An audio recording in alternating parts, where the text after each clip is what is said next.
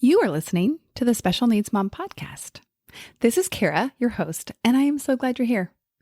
Before we get into this episode, I want you to know that Pathway to Peace, which is a group coaching program, is currently available to join. This program is built on three main pillars. First, coaching. It's the real powerhouse. It's what I do. It's what I love. Second, community. And if you've been around for a little bit more than a minute, you know how I feel about community and the power that it has to heal and change your life. And lastly, I have a library of content filled with resources, with modules, with lessons. We go way deeper than I can go in on the podcast. And these are available to you in a way that you can consume them in your busy life.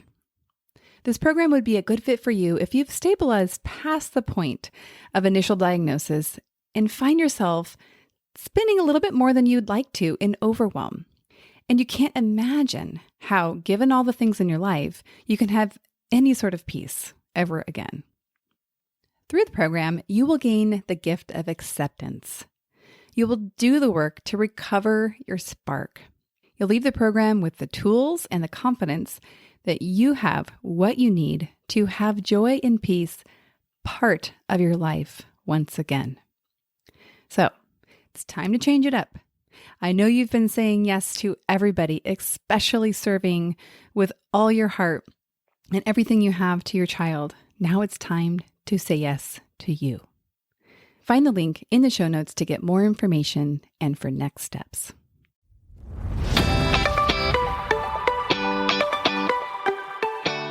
Hi, I'm Kara Riska, life coach, wife, and the mother of 4 incredible and unique kids. It wasn't all that long ago that my son received a diagnosis that had my world come crashing down. I completely lacked the ability to see past the circumstances, which felt impossible, and the dreams I once had for my life and family felt destroyed. Fast forward past many years of surviving and not at all thriving, and you'll see a mom who trusts that she can handle anything that comes her way and has access to the power and grace that once felt so completely lacking. I started the Special Needs Mom podcast to create connection and community with moms who find themselves up against what feels impossible. My intention is to spark the flare of possibility in your own life and rekindle the dreams that you hold impossible now. This isn't a podcast about your special needs child. This is a podcast about you. If you're a mom who feels anxious, alone, or stuck, then you are in the right place. Welcome. Hello, and welcome to the Special Needs Mom podcast. Some of you might be enjoying summer already or not enjoying summer already. Some of you might still be in school, which is our situation.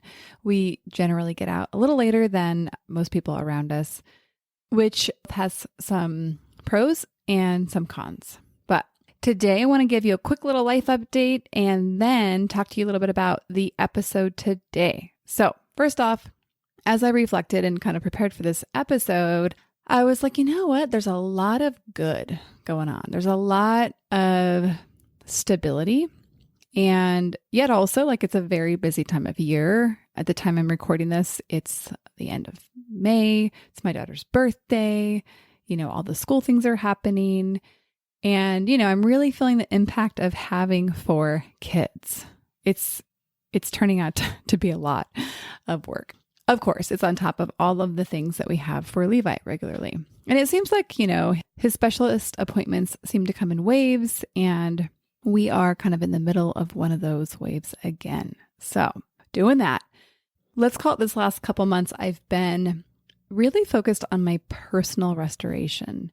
For those of you that have been around for a while, I've talked here and there about this past year and a year and a couple months. And long story short, Levi was on a steady decline for a lot of reasons. And it took a lot of energy to turn it around. And I'm very thankful to say that in a lot of ways, we have changed the trajectory, but that still comes with a lot of effort. And as you all know, you close one door with these children and you open 3 more. So that's very much our experience. So if I look back at this last year, it was really a slow build for myself, or I should say, a slow emptying of myself, a slow depletion of myself. I think I got to a point where I was feeling the impacts of that. My anxiety was a lot harder to manage than normal. So I needed to make a shift, and I did. And so what that looks like for me is I have been putting a lot more energy into doing the things that I need to do to care for myself. Good news is I'm feeling so much better. I'm grounded once again. I feel more and more like myself, like I have the capacity to do my life in a way that feels good to me. So, yay, those are good things. And as a result, this podcast has taken a back seat. I've chosen to use the time slot that I normally use to create this podcast for other things. So I'm going to use the power of choice, and I'm going to choose to use a resource I have to make my life easier today. So I'm going to use one of those amazing episodes that I recorded years ago, like 3.5 years ago. And it's very likely you haven't listened to it because most of you haven't been here for the whole party. So it's a good one. It's a simple one. It's pretty short actually, but it actually has profound concepts in it. And I look back at the name of the original podcast. I was like, that's a terrible name. I've gotten maybe better at naming these. I think I might call it Why You Feel So Powerless. You're going to not want to miss this one because a lot of us hit up against things that definitely have us feel powerless. And because this episode was recorded actually back in December 2020, you're going to hear me make references to COVID that were clearly very applicable then, but, thankfully are a thing of the past now, to some degree. What's interesting is, so I listened to this episode real quick before I selected it. And we've had a lot of life since then. And as I reflected, I was like, oh my gosh, this was before we found a treatment for many of Levi's behavioral challenges. And so I'm talking about things that, thank goodness, we have gained a lot of ground on. And I can't even imagine still being where we were back then. I also had no idea at the time I recorded this that 2021 would bring tumor recurrence. Levi's tumors recurred in the fall of we found out about them in the fall of 2021. And so I was blissfully unaware of what would come. And it's interesting because I really only had, his first treatment to kind of look back on, and we were kind of living our life, doing the things. And so a lot has happened since then. We've lived a lot of life since this episode was recorded, but good news is it's just as applicable today as it was back then. So with that, hope you're enjoying your summer and enjoy this episode. It's really good to be with you again. I had a really, really good time coming up with this episode for you. And today we're going to talk about something I mentioned in my very first episode. So if you've listened to the whole way through, this might be familiar. If not, I think you're really going to love this episode and the concept I'm teaching in it. So we're talking today about being responsible for teaching your child, but not being responsible for making them learn. This has been something where I've been saying this here and there. It just kind of comes up in language. And as I've been sharing this concept with moms, just like in my own life, that it was life-changing, they're experiencing the same thing. Do you remember back before when you were a new parent, like how you thought it would be? I remember reading a book about a sleep schedule and feeding schedules, and I decided that I was for sure going to be implementing that system. Well, about 5 days into having this newborn gnawing at my nipple, I threw out every book and every piece of advice that I'd ever received. And I very clearly just said, I'm just going to do whatever I want. And for me, that was actually listening to my own instinct, but I think it's very funny. And after that, it went much better. But obviously, being a mom wasn't all that I expected it to be, especially because I had done a fair amount of studying and trying to figure out how to do this thing the very best. It was way, way harder than I ever thought it would be. In my mind, I had an idea of how things should go. We all do. This is super normal for us as humans. We come up with predictions. We're prediction making machines. This is how our brain works in order to keep us alive. We're constantly taking in information based on what we see, based on what we hear, based on the different sensations we have in our bodies, based on things that happened to us in the past. And we're constantly making predictions that then have us feel a certain way. It's our way of our brain communicating to our body what it wants us to do. Because we always make these actions, or the actions we take are always preceded by a feeling. So we feel safest when we feel a strong ability, or when we feel like our predictions are very well founded, when it feels like a strong prediction that's like almost as good as happening. And that's why when we're doing anything new, we often feel unsafe. It's because we don't have a lot of data to make this prediction on. So let's go back to being a new parent.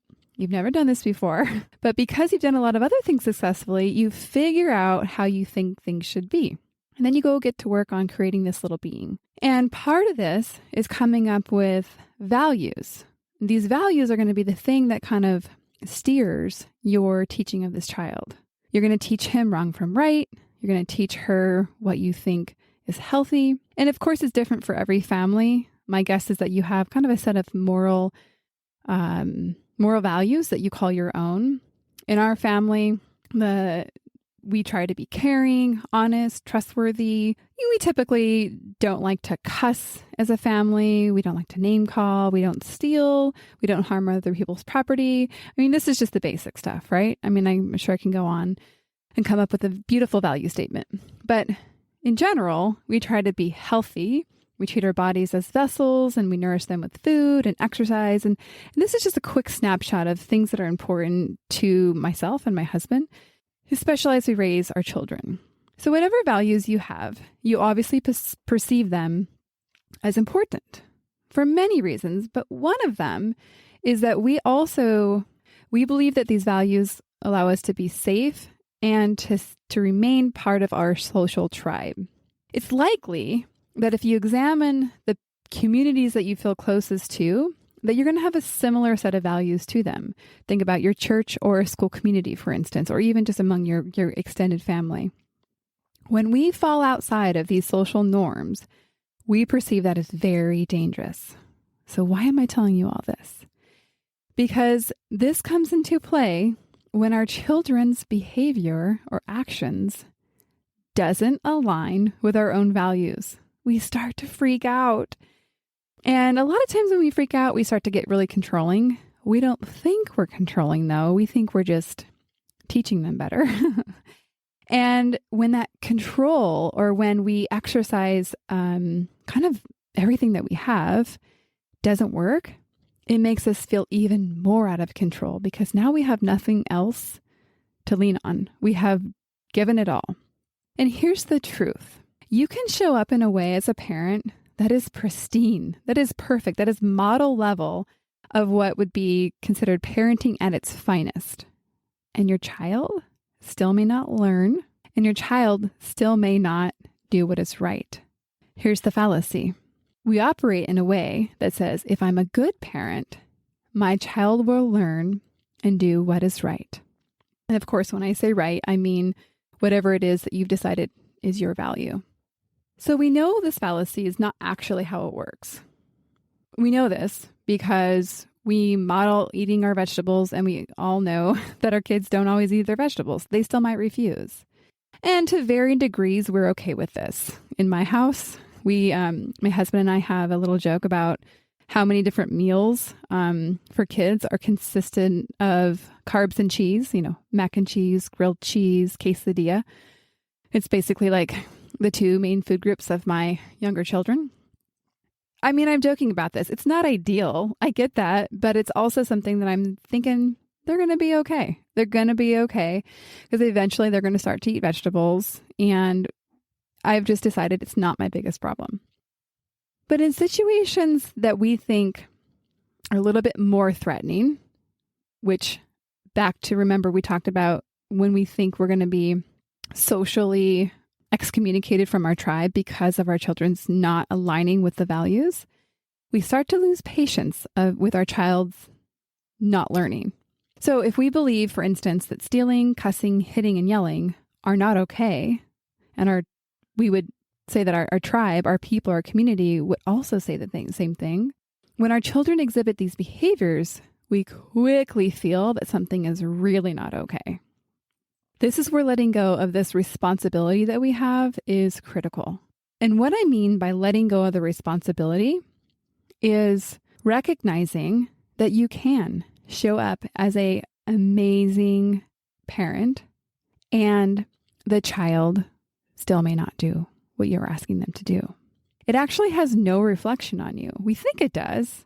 And we think, wow, because we're an amazing parent, our children are going to have these amazing manners. And sometimes that does happen. And it's like really surprising and kind of amazing when you see your kids doing things that you've tried to teach them. You're like, wow, this is amazing. I know for me, when my kids order food at restaurants, I am kind of blown away now. I'm like, wow, they're like looking at the waiter, server in the eyes, and they're like not like hiding behind my legs. Like this feels like a major win for some reason. So now we know that we can be a wonderful parent and our children may not align, and that's okay. Avoiding the impacts is often what is driving you.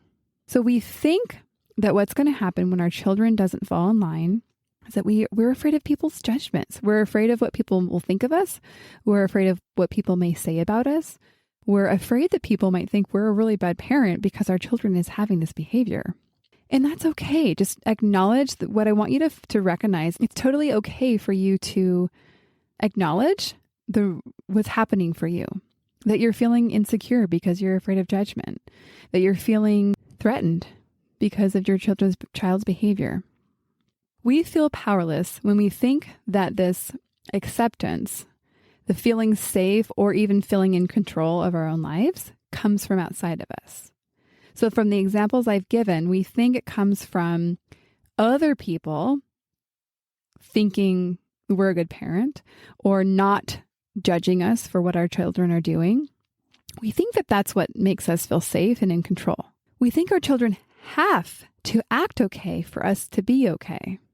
So we falsely attribute these feelings of security and safety and control from coming from these circumstances. But what it actually comes from is what we believe to be true about these circumstances. Do you hear that? It's so slightly different. I really don't want you to miss this. What a lot of us do is we look at the circumstance or the situation and we think that that is what is causing us to feel a certain way. But what it actually is how we think about the circumstance. Let me give you an example. When my child, when I was dropping him off for school, this is a long time ago now because of COVID and all that, my child's still not in school, but he got upset and he tried to smash me in the driver's door. Like he tried to close it on me. And a mom was walking by and I remember thinking, oh my gosh, this must not look good. So I could think that I have to feel embarrassed because my child was closing me in the door. Or I could think it was because my child was closing me in the door that I felt embarrassed.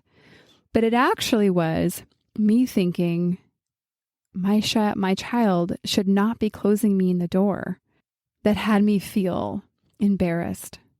Or even maybe the thought was, what is this mom going to think of me when she sees my child treating me like this? And it's so easy for me to feel embarrassed.